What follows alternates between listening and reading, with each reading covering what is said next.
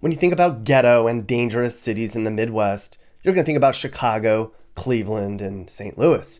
But there's another emerging leader in the race to be the worst place to live in the region. It's Indianapolis. For decades now, Indianapolis had been keeping its crime numbers under control. Even back in the 90s, you could walk around and feel somewhat safe here. But look at how fast the murder rate's gone up here in the last 5 or 6 years.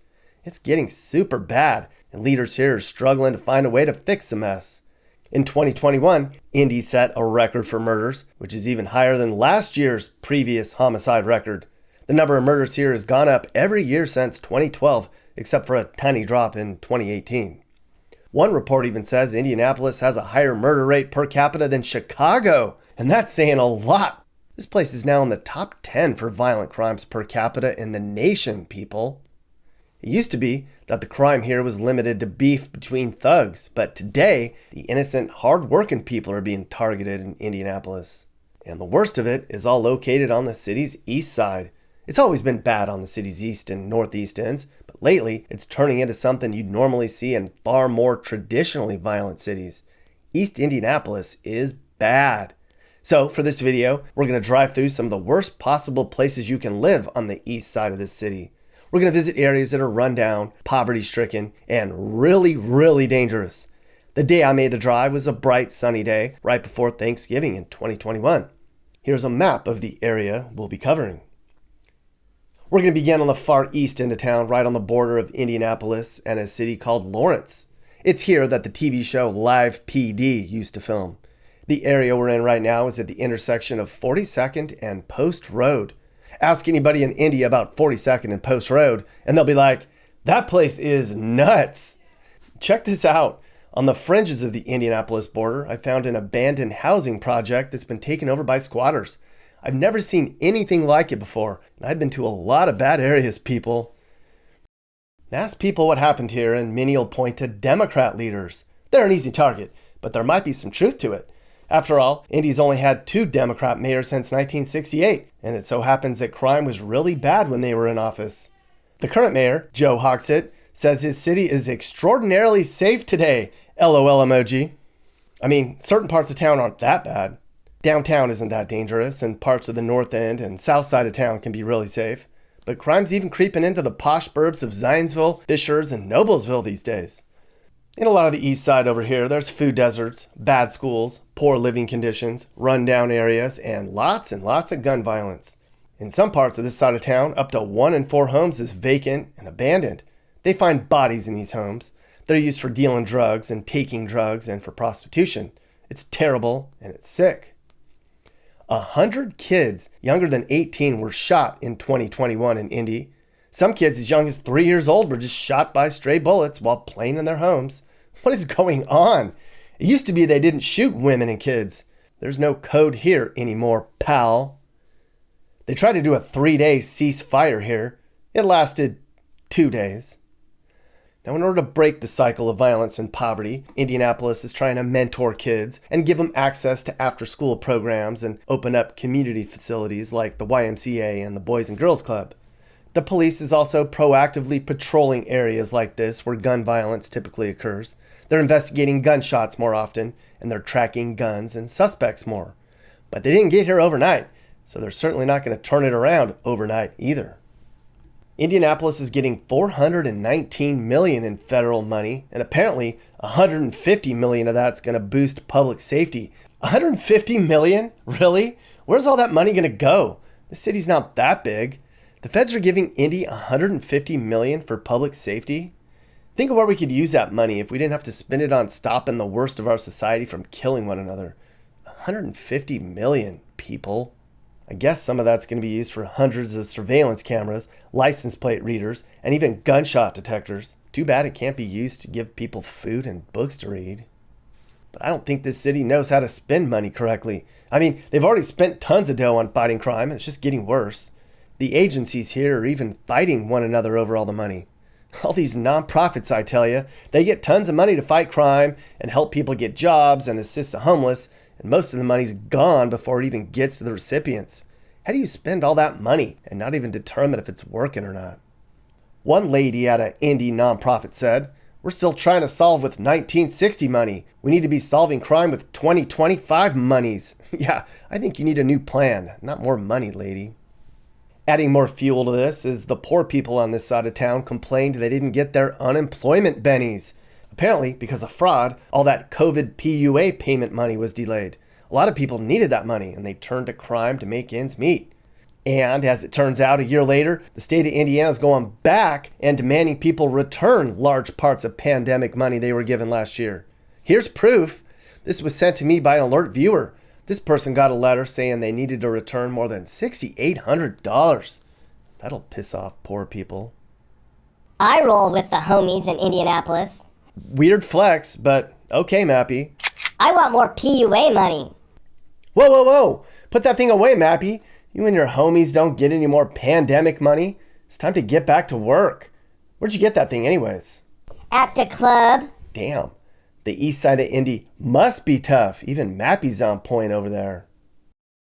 A big part of the problem is a lot of the people moving into Indianapolis are from Gary, East St. Louis, and Cincinnati. And those are not places you want your new residents to come from. I talked to a woman named Jennifer who lives on Indy's east side, and she is fed up. So what's going on? Looking at all the problems in Indianapolis, the murders going around here, it's crazy. What's going on there? We're having like murders left and right here still, and it's gone crazy. There's a lot of people here who believe that they can fix things, so they just start killing people just to fix things. That's the biggest problem. Is we don't know why, but people, if they don't like what they see, they just kill it. Yeah. What? You don't have to hold your mic up. There you go. Yeah, you're good. Yeah, I can hear you. Okay. So tell me what crime is going up in Indianapolis? Like they're shooting everybody. Just tell me what the word is on the street. The word on the street is that every time I turn around, somebody, and it's always at those domestic disputes, it's always somebody doing something that somebody's not liking, they just shoot them. And, there's been people, bystanders have been shot. I mean, there was like a couple of weeks ago where a kid was in the house and for some odd reason got shot, even though they weren't even a part of what was going on outside. And it's getting crazy to where you don't feel safe indoors, outdoors. And then Indy decides, we're going to start hosting big events here. When we worry about the crime and the safety before we start bringing in big events, like, I don't know, this National College Football Championship they're bringing in. And it's just getting crazy.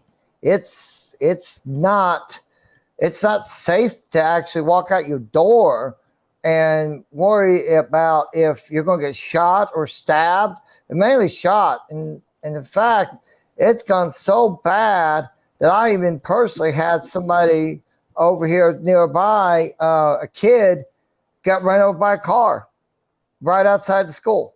And I knew the kid, and the mom got injured, severely injured, and the kid was killed. The kid was killed immediately, all because of all this rampage and not liking something. And it's getting out of control. Yeah, it's just the crime around here is getting crazy, and people just, it's insane. I've never seen it this bad before in Indianapolis. I mean, yeah, we've had it bad in Indy, but this is beyond what Indy's ever done ever. It's not safe at all in Indianapolis. Living here, you want to have safe streets. You want to have, and I understand there's community like community block parties, and the police do what they can do, but we have there's like a unit here in Indianapolis that goes in the worst areas called the 10-point coalition, and it's spreading outside of those worst areas. I mean, seriously spreading outside of where you don't know if it's going to be safe to walk out your door. I've seen homeless people go nuts and start killing people. And it's like they're homeless, and yet I don't know if they're trying to get a place to stay or they just don't agree with what people are doing, but they are. It's getting really bad, extremely bad around here anymore, and it's sad. Yeah, it is sad. Give people an idea of what part of town are the bad spots in Indianapolis, like northeast, west, south, like I'd say the news tries to say about the northwest, but actually the worst part is actually the east side, and I live on the east side. Yeah, they got some, because they have them like on the northwest where they got the 10-point correlation walking around. But if you look at where the crime statistics are and what's going on, the most of the crime, most of the killings, most of the stuff's going on is over here on the east side. I mean, it's getting so bad. I'm afraid to walk out my own door wondering if I'm going to get shot or stabbed or whatever they're doing. And it's mainly shooting. People ain't really pulling out knives. It's more like just pulling out a gun and pulling the trigger.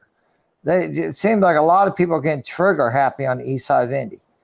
And, east side of Indy's always been known to be a real bad side of town in Indy, the only notorious side of town, but it's getting like a whole lot worse than I've ever seen it. Most of the killings, most of the crime, most of the problems that you hear about, if you look at the Indy news, most of it's on the east side.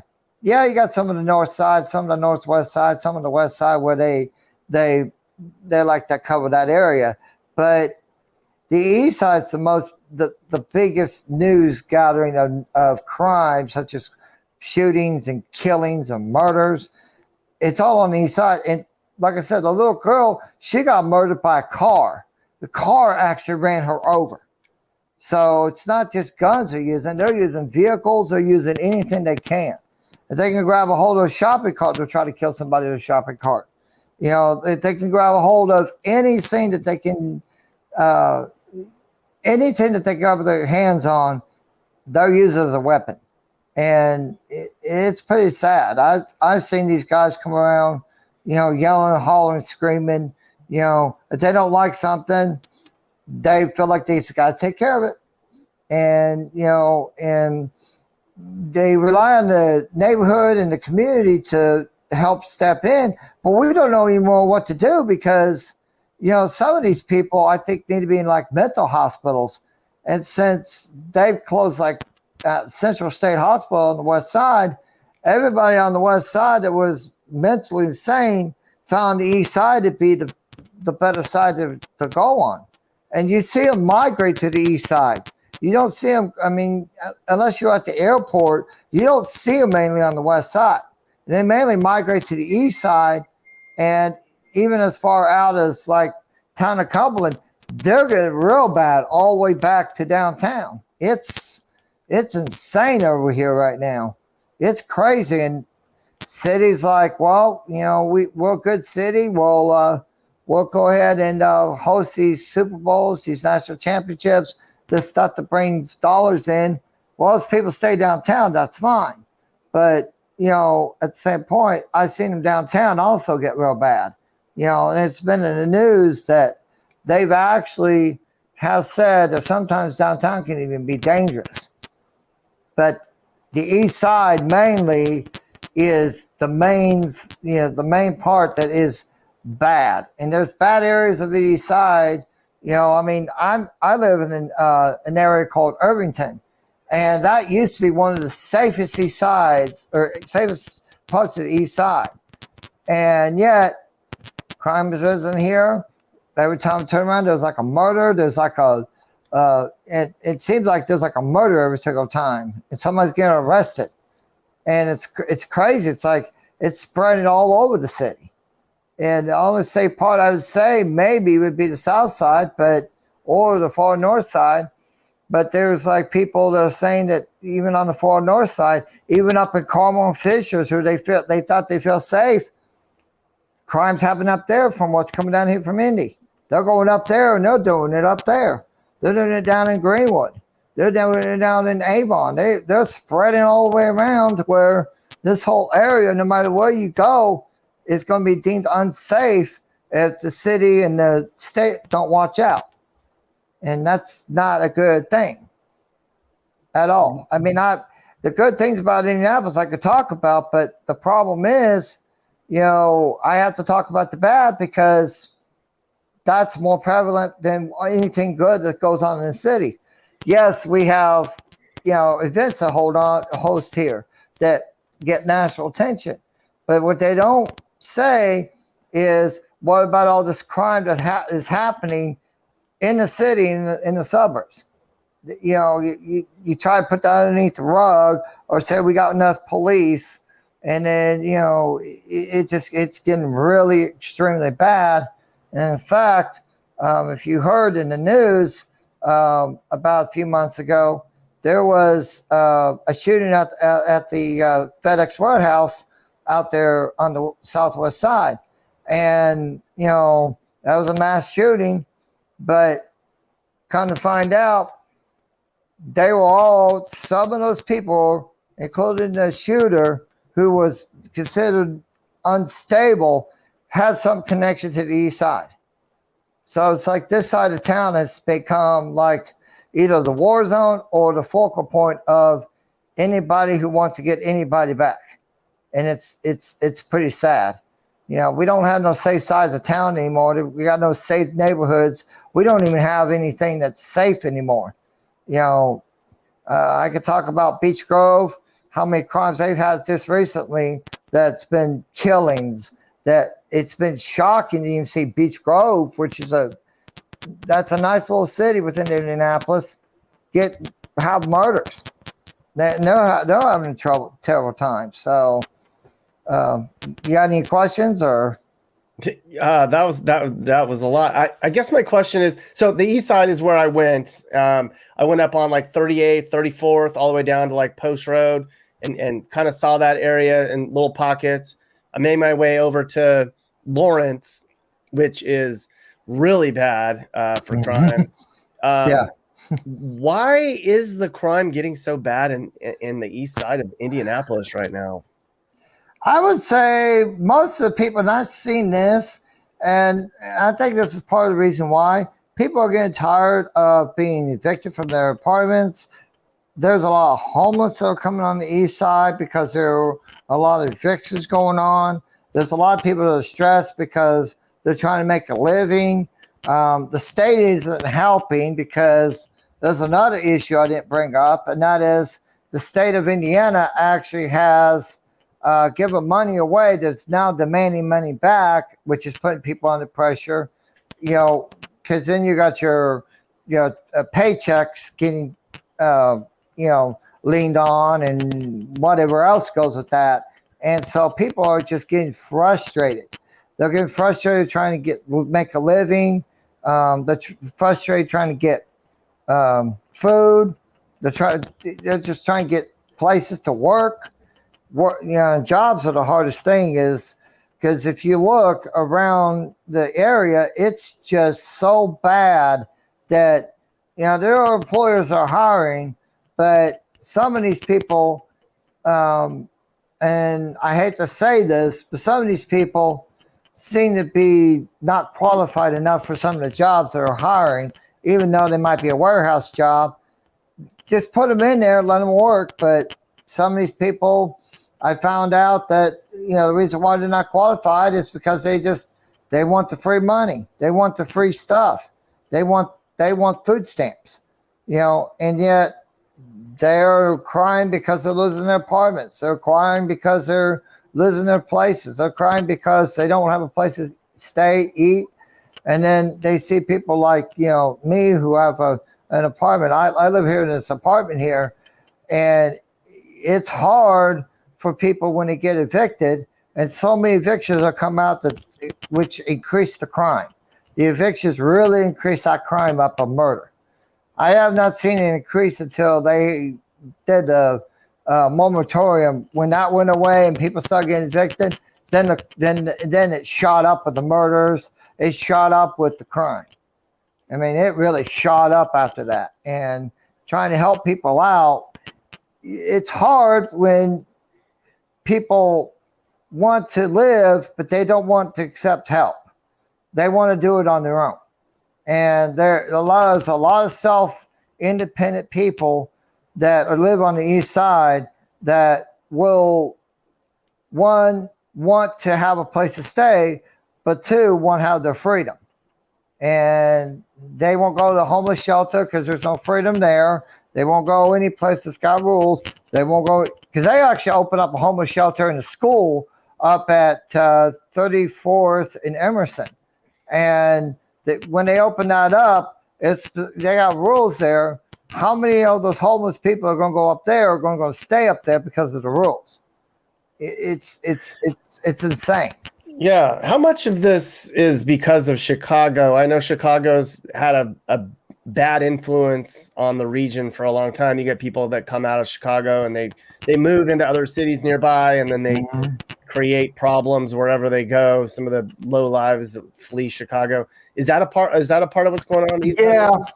Yeah, I would say it is, but ours is more out of Gary than it is Chicago, which is in the Chicago area. But yeah, Gary got vacated, and really Chicago, we got some people from Chicago come down, but I see more of the problems for people from like Gary come down and cause more of the problems. It's like it stays in state, it just transfers from the Chicagoland area down to Indianapolis. And it's really, really, really scary, just, because I come across the people that are not wanting to have help. They want to be on their own. And when they move down, they're looking for an apartment. They're looking for a place to stay. They're looking for a job. They're looking for this. They're looking for that. But then they turn around and some odd reason, the state will take the money away. Nope, now you owe us. Nope, no more food stamps, you owe us. Nope, no more this, you owe us. Next thing you know, here comes the guns. Here comes the crime. Here comes the problems. So ours is mainly from Gary. I mean, it's Chicago itself don't really affect Indy as much as people think it does, because ours mainly comes from Gary, not from Chicago. Yeah. So Jennifer, what's the city trying to do to fix this? Is there a plan at all? Not really. It's more of, hey, let's get community involvement. The police can only do so much. It's let's get the community involved. Well, the problem with that is, one, to get the community involved, you got to know the community you're trying to get involved, and they have no clue on how to get the community involved. I mean, there's some people that are like watchdogs, nosy neighbors, you name it. But then there's people like, others who don't understand completely. And so getting community involvement, they think it's the police's job to actually do it instead of their job. And then they would just call it in and report it and hope the cops to do something about it. And that's the problem, is they don't want to admit that they could be part of the solution, because they think the cops are the ones that should be part of the solution. And then you got the other side of that, where if the cops abuse their power, I mean, you've got all kinds of other issues that arise that you've seen on national news. So the community needs to do its part. The police are clearly not able to do their part, and the community is complaining that the police aren't doing enough. But then the police are like, well, the community needs to do it. What would you do if you were given the keys to the Indianapolis police station, and it was your job to clean up the east side of Indy? What would you do? Well, first thing I would do is form a partnership. That's the problem they're not doing, is we'll do community policing without no partnerships. They're expecting the community to come out and just join up, but they're not doing any partnerships. And but it's been getting worse. Since 2012, crime's been going up in Indianapolis every year. It's just getting worse and worse. Why is it getting 9 years in a row? I think 2018, it had a little dip and then it back up. Why is it getting worse and worse and worse every year? Well, from 2012 to 2018, I'm not sure why it was getting. I know it was getting worse. I'm just not sure why, and it might have something to do Indianapolis closed Central State Hospital about 2011. 2011 is when they closed it. So that might have been the reason why from 2012 to 2018 it got worse, because Central State closed and all the crazies got let loose on the street. So people didn't know what to do with themselves. They were going nuts, and because of that, they were actually, I got what I wanted, but out here on the street, I can't get what I want. So guess what? I'm going to rob, steal, kill, whatever I got to do. And then 2019, it finally calmed down, but then the pandemic hit in 2020, and it shot right back up. That pandemic shot it right back up. So I think Central State might have had for the first part, might have been the reason why the first part happened. The second part, I think, is the pandemic. But that's why it calmed down in 2019, is because they finally got it under control, and then the pandemic hit and everything shot back up again. Yeah, it's too bad. Indianapolis is, it's not the finest city I've been to. The downtown area seems relatively clean and safe, and you don't have the stuff that you have to deal with in other major cities that I've been to before. But man, that east side is bad news, and there is no sign that it's going to get any better. I'll tell you that. Well, part of the reason why also the east side has also gone bad, if I understand it right, is because when the east side expanded, we had a bunch of people from East St. Louis, Illinois, moved to the east side of Indianapolis. I mean, it was like, I don't know why, but it was like when the west side grew, it was because of St. Louis. Well, the east side had East St. Louis move in. And so you had and you know how bad East St. Louis is. Oh, yeah. So having all that moved to the east side of Indianapolis, it made east side extremely bad, and it's gotten worse ever since. But it's thanks to East St. Louis, Illinois, is the reason why east side of Indianapolis has actually grown. And most people don't know that. Most people don't know how Indianapolis got how the metro area came to be. But the north side and in south side where Greenwood's at, that all came because of Cincinnati. But then the east side, when we had all them people from St. Louis move in, the east side had people from East St. Louis move in because they're like, oh, look, get out of our city. We got a bigger city we could go to. It's a nicer, cleaner city. And then they just turn it right into what East St. Louis is. Yeah, that's a shame, because I did go see East St. Louis, and I saw that they had raised a lot of it down. It used to be really, really, really bad, and then they just started ripping down neighborhoods, and they're like, all the abandoned homes and all the blight, and they just pushed people out. It's interesting to hear that a lot of them ended up in the east side of Indianapolis. People don't know that. People don't even know that that's how Indy grew, but that's how Indy grew, because Cincinnati and St. Louis, we grew that way. Yeah, and Cincinnati, East St. Louis, and Gary are not the three places you would want your new residents to move from. I'll tell you that right now. And that's what happened. That's exactly what happened. And so because of Cincinnati and because of St. Louis, we grew. And then we had Gary also come down, because a lot of people, that's why Gary basically vacated, because they were looking for jobs. And so, because there's some jobs at the steel mill, they came down to Indy finding out there's jobs in the capital city, so they headed south. And so because of that, Indy became, for very, very, very, very dangerous. It seems like Indy's becoming like the new ghetto hub of that whole region.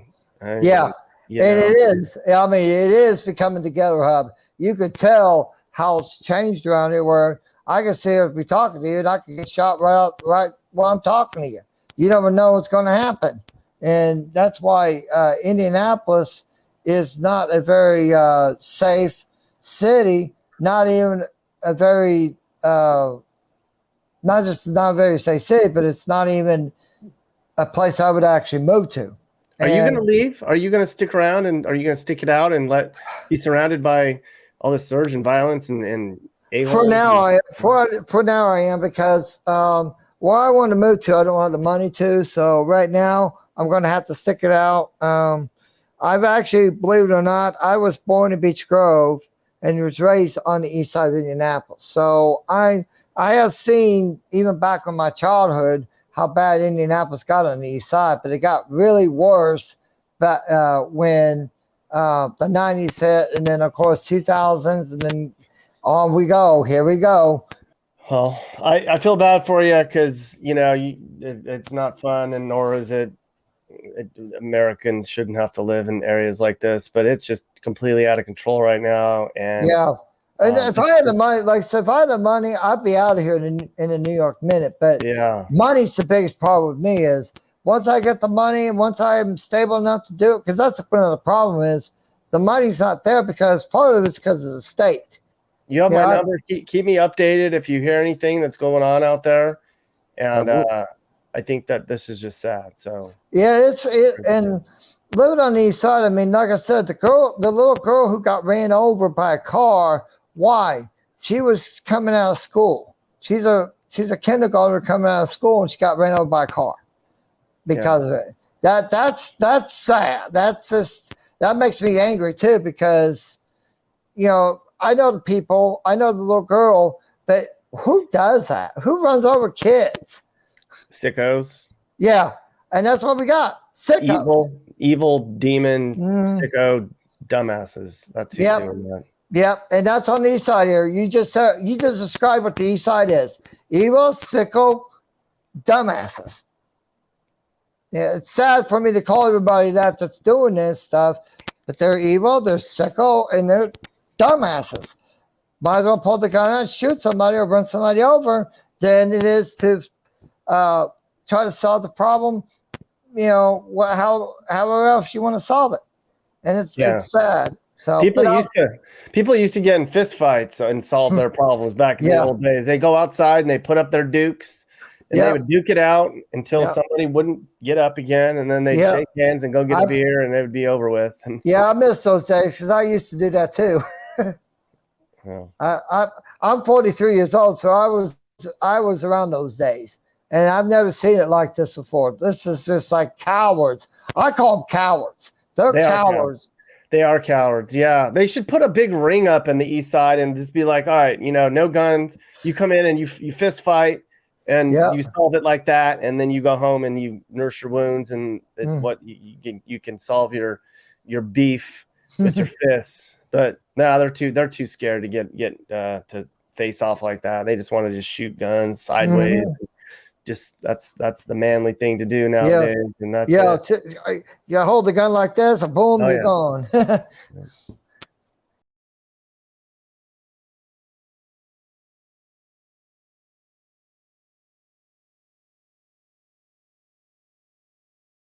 Hey everyone, so it's pretty clear by now that elected leaders aren't going to help you. If you don't like what you saw in this video, demanding change won't work. You're going to have to do it on your own. If you want to be safe and want your community to be a place where people want to live, you're going to have to clean the place up yourselves. You're going to have to work with your friends and neighbors to lower crime. Politicians clearly don't care as much anymore. It's up to us. This is Sage, Nick's manager. This has been a Corner House Entertainment production. And are you looking to move and need advice? I do consulting. That's right. I'll sit down and talk about where the next perfect place for you and your family should be. I do it all the time. Together, let's find you a new home that's safe and checks all your boxes. You can get my email in the description to find out how I can help you find your perfect relocation.